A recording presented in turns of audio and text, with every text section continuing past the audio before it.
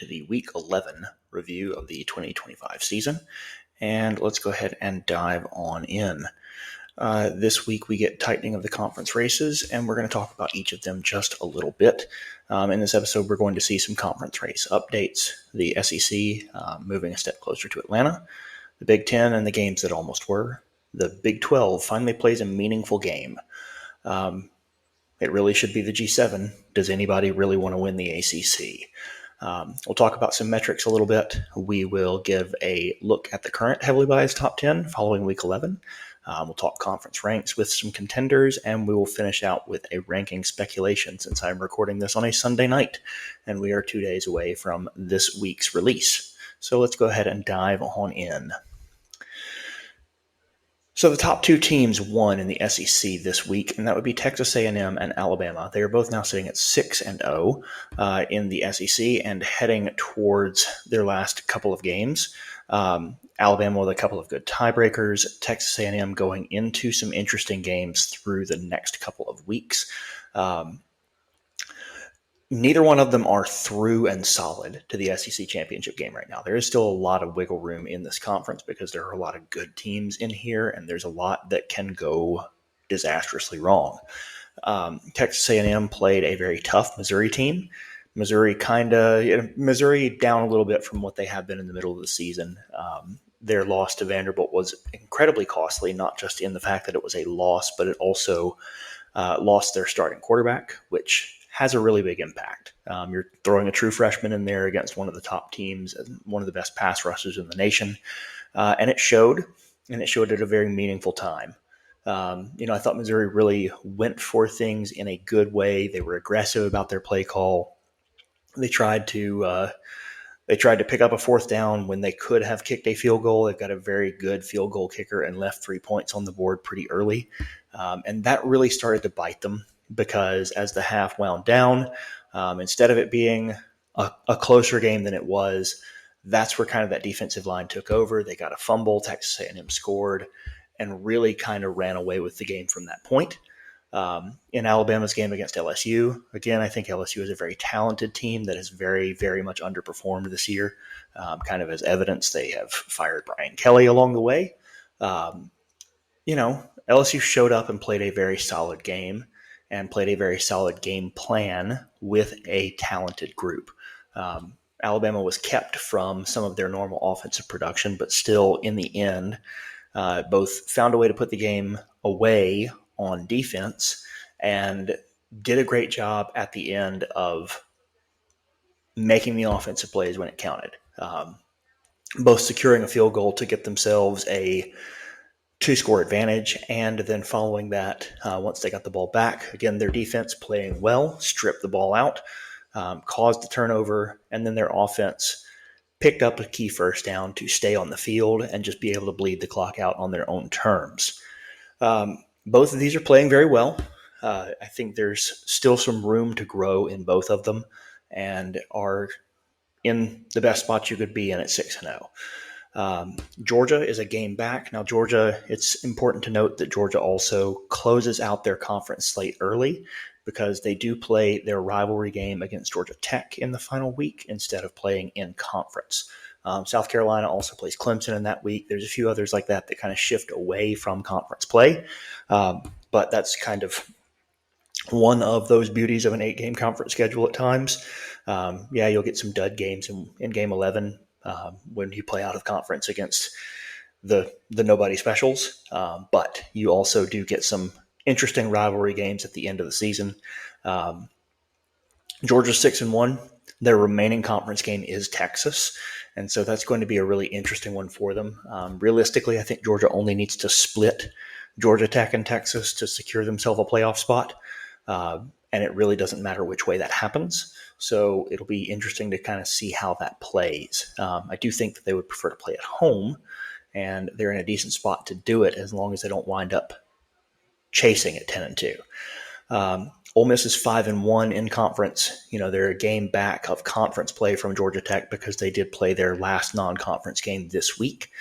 They still have Mississippi State on their schedule, as well as one more who I cannot remember at the time. Florida. But Florida, be interesting to see what they put on the field. Florida got just absolutely hammered by Kentucky this week.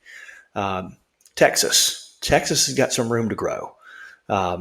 That's the last of the X1s in here. And as you can see, there's a pretty wide spread when we talk about Georgia being 6-1, Texas being 4-1.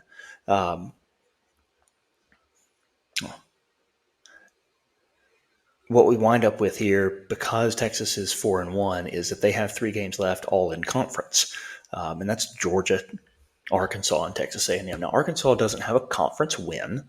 That's going to be kind of the middle trap game of the group.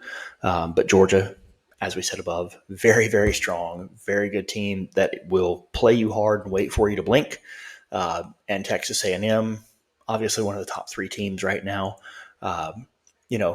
They've got a real slate to go with. If Texas comes out and plays strong, that's a team that we're going to look at as putting something together that was special enough to make a run to the playoff. If they don't, then, well, hey, also ran.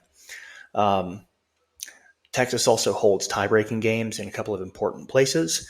Vandy and Oklahoma, chiefly because those are a couple of other SEC teams that are vying for playoff spots.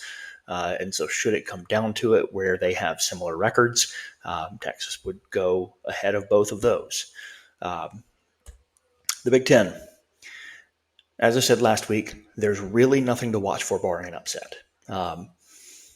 Ohio State played Purdue, took care of business. Nothing at all interesting about that game in the slightest. Indiana nearly gave you a crash course on how not to deal with success. They were spotted 10 points in this game. I mean, legitimately spotted 10 points in this game. Penn State fumbled the ball away with under 4 minutes in the half. Indiana scores to make it a 17-7 halftime lead. And then immediately Penn State immediately throws an interception with the next possession and spots them a field goal. Then turns that into a ball game for no good reason. Winds up taking a lead that Indiana is only going to retake at the very, very end of the game. And if you have any kind of a better throw, Penn State ties this thing because they drove down and missed a throw that would have set them at about the Indiana 20 with plenty of time to kick a potential game-tying field goal. Keep in mind, this is a Penn State team that has yet to win a Big Ten game this year. Picked as one of the favorites for the Big Ten championship, picked as one of the favorites to return to the national playoff. They have fired James Franklin in the middle of this. I mean, they're 0-6 in conference and, still talented, but absolutely took Indiana to the wire and did so with not anything in their tank. The rest of the conference is kind of a mess, and why I've been leaning towards 3 spots with this conference is that Oregon's kind of got an inside track. They did take a last-minute win over Iowa. Iowa was leading this game until 38 seconds to play with an Oregon field goal. And Oregon was able to hang on. Now, that is about their second win over a team with a winning record. They have not played a tough schedule so far. They do have a couple of bigger games on their schedule because they have both Washington and USC remaining. And so we're going to see what this Oregon team is really made of. Their big test so far, they failed it. They've lost it. That was Indiana. And as much as I don't really think that highly of Indiana, that was easily Oregon's biggest test, and they came up short. Their second biggest one here was Iowa. They just barely pulled this out. USC is very much alive. They are in a position with a win over Michigan head-to-head. Washington bowed out this week as they gave Wisconsin their first conference win. And that's going to put them completely out of the playoff race. So that means that your contenders in this are now Indiana, Ohio State at the top, with Oregon kind of your next one up. USC is still alive. Michigan is still alive. Michigan needs a little bit of help and to win out. They went out there in a position where they've beaten Ohio State, and that's going to be a big boost to them, but we'll see how that goes. Let's move on. The Big 12. After this weekend's game between Texas Tech and BYU, they now have a trio at the top. So all of these are X1s. They're not quite the same record because Texas Tech is a game ahead, but they, in the Big 12, do close out the remainder of their season in conference play. So Texas Tech will get, I guess, a week off in the midst of that. Texas Tech beating BYU and not playing Cincinnati means that the Cincinnati versus BYU game, all things equal, will be for the other side of that championship game. So this can be a very simple equation, or depending on how the Big 12 goes, who knows? There could very easily be 3 or 4 teams sitting there with 2 losses, and you have to send one of them to play Texas Tech. I was very impressed with how Texas Tech handled BYU. That has been a fairly strong Cougar squad most of the season, and that game was never close. I tuned to something else while it was still 0 on the board for BYU, and it never became anything other than a Texas Tech blowout. That said, this is still probably a 2-team league at best. Just based on who is likely to get into this Big 12 championship game. And the best case scenario for the league would be that it is Texas Tech versus BYU. ACC. Seriously, this should be a G7 talk. The rest of the Big 12, let me back up a step. The problem that I've always had with the Big 12, and I will say this until proven otherwise, is that the top of the Big 12 is not that far from the middle. It's great for parity. It's fun to watch sometimes. The top is not that far from the middle, and the middle is indistinguishable from the bottom. You have a couple of bad teams in the Big 12, chiefly this year Colorado and Oklahoma State. And then beyond that, everybody else has a decent chance most any given weekend of beating take your pick. And we've seen that play out on several occasions, and that is how we are in a position where that team is sitting with 3 teams that are all X1s. That said, the ACC has decided that they want to one-up that game. There are a whole mess of 5-1s, and then Duke just behind at 4-1. Virginia failed to hold off Wake Forest, scored 3 field goals, and that was it. Wake Forest returned to punt 88 yards for a touchdown, and that's the only touchdown of the game. So Virginia, with the opportunity clearly to kind of put themselves in position to go, they win this game and they're 1 game away from the ACC championship. And nope, not going to do that. They're actually not the favorite in another one of their games, so this could very well be kind of the start of their slide. We'll see what happens with them, but that was a game they were favored to win. There's another on their schedule that they are not, and we'll see how this goes. Georgia Tech and Pitt, who are both also X1s, are idle this week. SMU, who is an X1, these are all 5-1s. Took down Boston College. Great. Who hasn't? Boston College has won maybe a couple of games all season. The weird part here is Duke. Duke is 5-4. They are 0-3 out of conference. They are 4-1 in conference. They lost this week to UConn. This is a better UConn team than what it's been in several years, but this is not a conference game. Duke is still very much alive in this conference race. They've got a couple of key tiebreakers, and they're in a position where they've got some games left against, I think, Virginia among them, that can put them in a mix where they are sitting at 7-1. They're favored in the remainder of their games, and so it's not outside the realm of possibility at all to see them in that position, which would be a real hassle for the league, because if they were to get to 7 wins in the league, those would be 7 of their 8. and you would be looking at an 8-4 team that has a split of the number one spot. Louisville bowed out of that little race. They dropped to Cal in overtime. When I say that it feels like a league that nobody wants to win, Louisville kicked a game-tying field goal at the start of the fourth quarter. The two teams went on to exchange 7 punts in the remainder of the fourth quarter. There were 7 more meaningful possessions after Louisville kicked the game-tying field goal before the clock ran out on their final drive.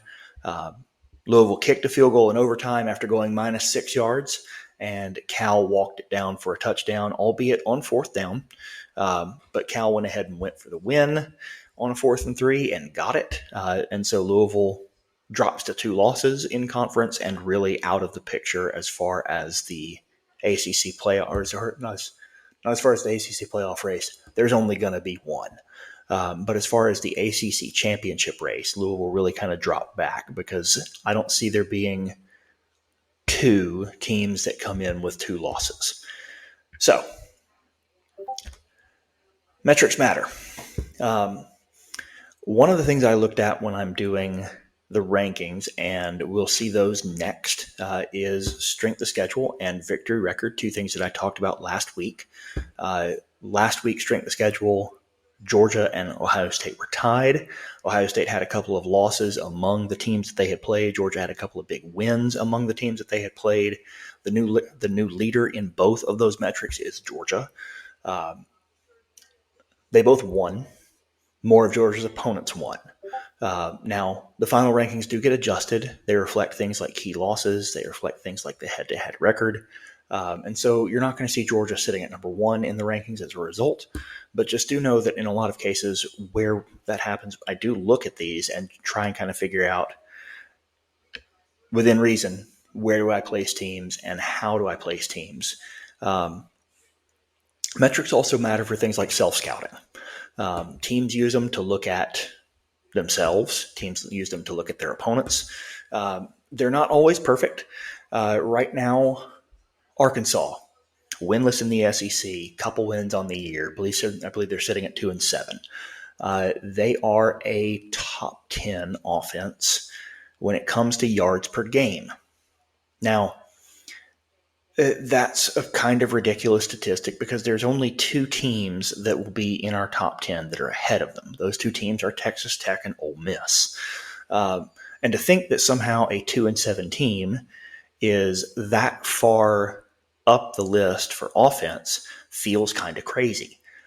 Coming into this week, you could have said the same thing for defense, where there were only 3 teams that had given up less than 24 points every single game.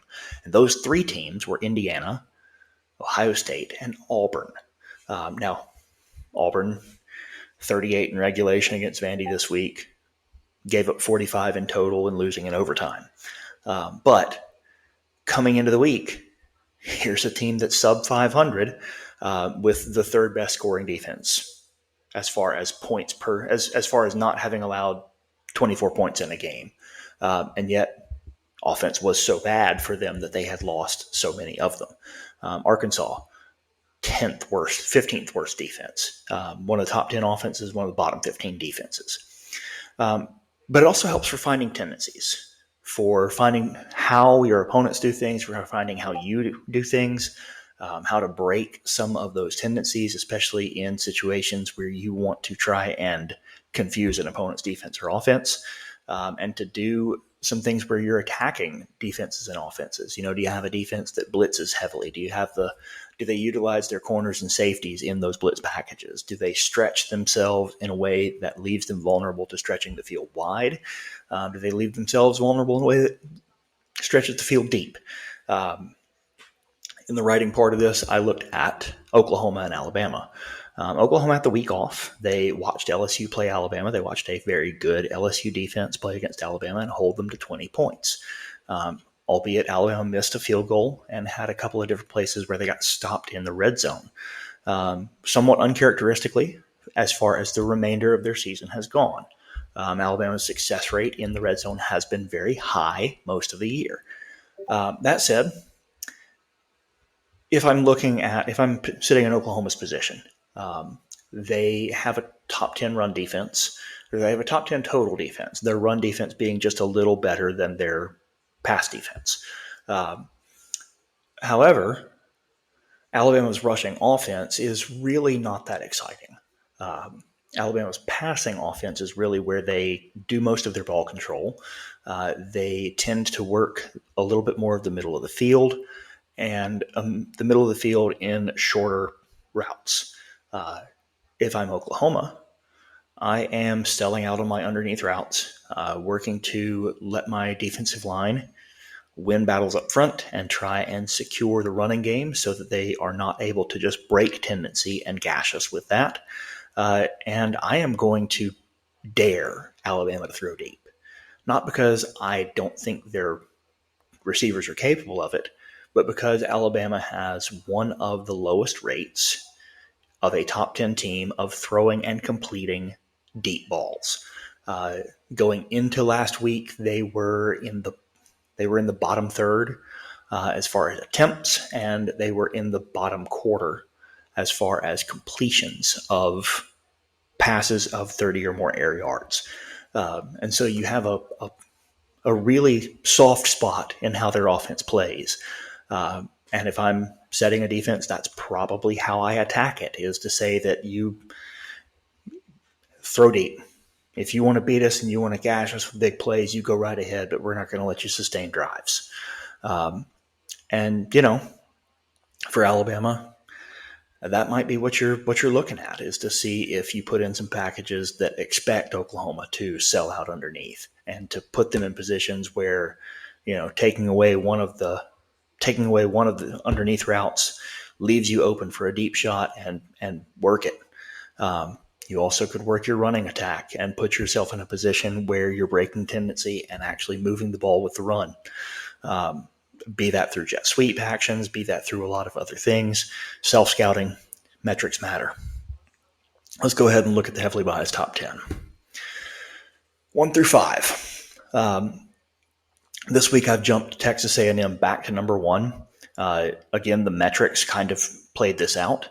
Texas A&M's schedule playing Missouri is a more impactful game, and winning a top 25 game on the road, something that Ohio State has not had to do, and winning not their first top 25 game on the road. The talent gap probably favors Ohio State. The resume favors Texas A&M. Number 2, Ohio State, same thing. The metrics caught them this week. Last week they came kind of even as far as wins go. This week, a lot of those opponents took losses. These two are really, really close when it comes down to. I think the better team on the field is probably Ohio State. The better team on the paper right now is probably Texas A&M as far as the metrics go of who they have played. Alabama is a very, very, very close second to Ohio State in that, or very close to second and Ohio State in that. Georgia's strength schedule is actually ahead of Ohio State's, but the Georgia win, the win in Athens for Alabama, is still better than anything on Indiana's schedule. This win over LSU is better than what Indiana put up against Penn State. Indiana's schedule took a bunch of losses because they played a bunch of the back end of the conference, and they will play a bunch of the back end of the conference. The remainder of their schedule is against teams that are at the bottom of the Big Ten. That's important because right now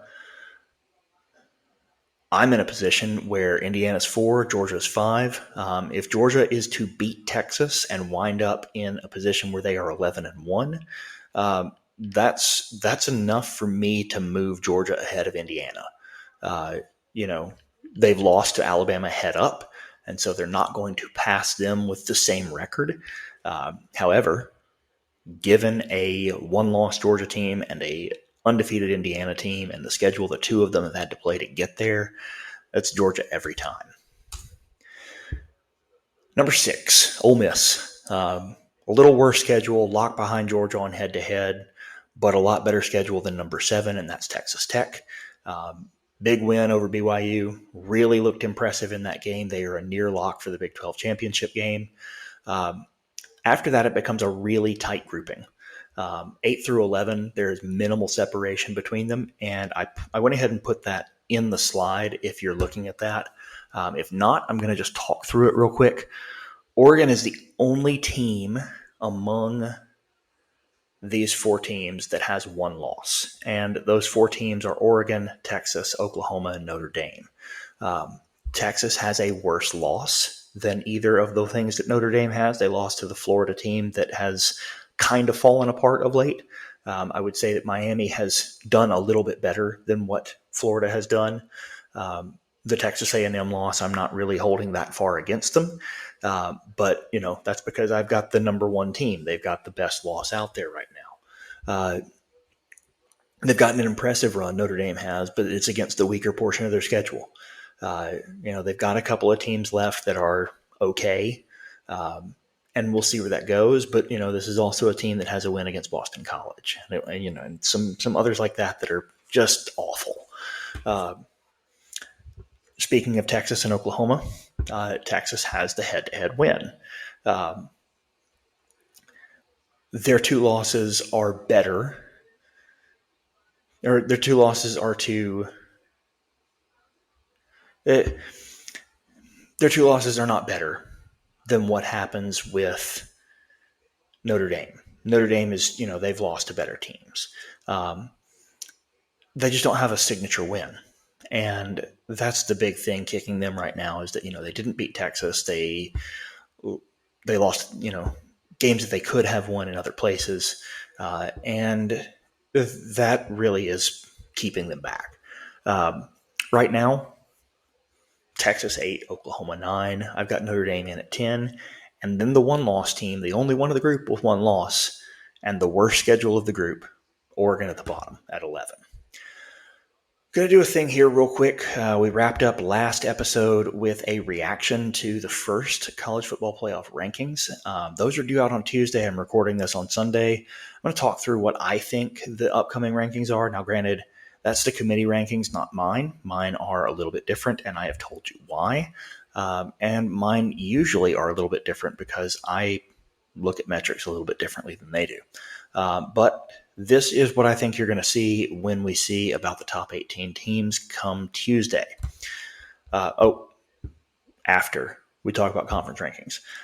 This week, I've got a lot of things pretty much the same. I've got the SEC at 4.4. I think that they are they're pretty much a lock to put in 4 teams. They might put in a 5th. It'll just depend on how some games go. And the contenders there, Texas A&M, Alabama, Georgia, Ole Miss, Texas, Oklahoma, and Vandy. The Big Ten, I've got them at 3.3.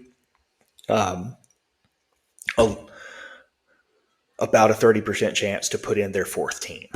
Ohio State and Indiana are virtual locks.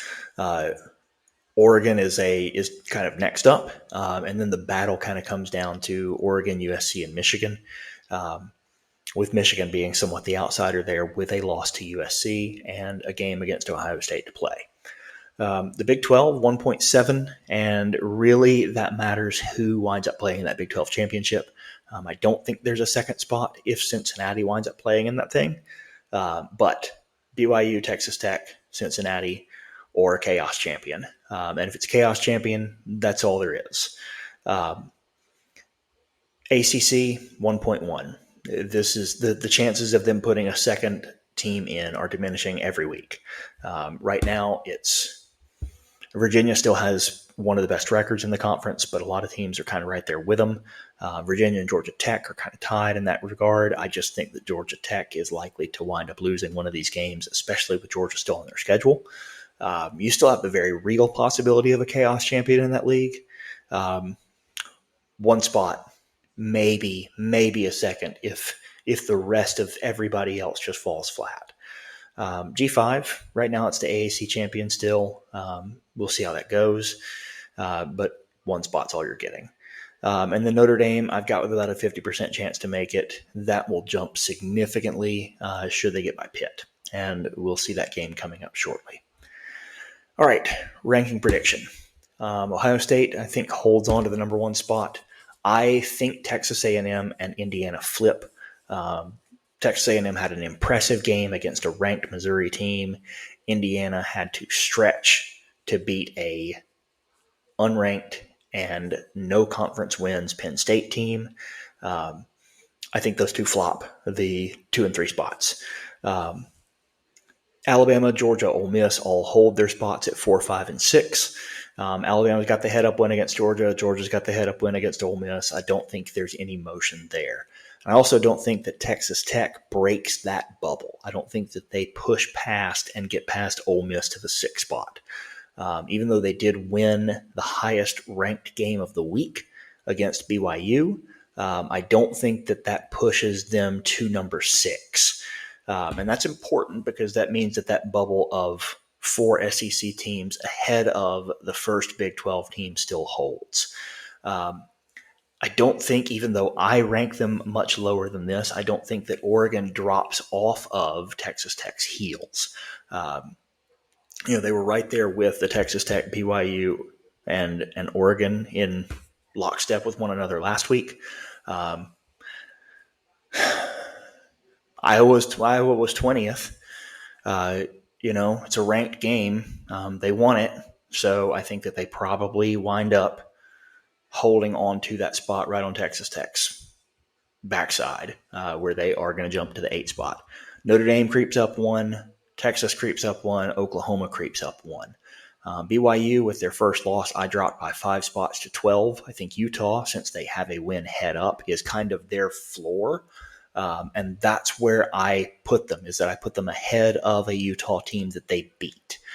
Utah comes in holding at 13, and they hold off Vandy, Georgia Tech, Miami, USC, and Michigan, who stay with their current spots but move ahead of Virginia and Louisville, who drop out of that top 18. So that's my prediction for where the top 18 go. We will see how that plays out on Tuesday. And I will probably try to put up a reaction video, just a little short, to YouTube and get a little segment look at it. You'll see the primers on the Facebook site on Wednesday. If you have not done so already, I will put links to this, put links to that Facebook group or that Facebook page in the show notes from some of these. Hit the subscribe button, hit the like button wherever you're watching this, and we will see you next week.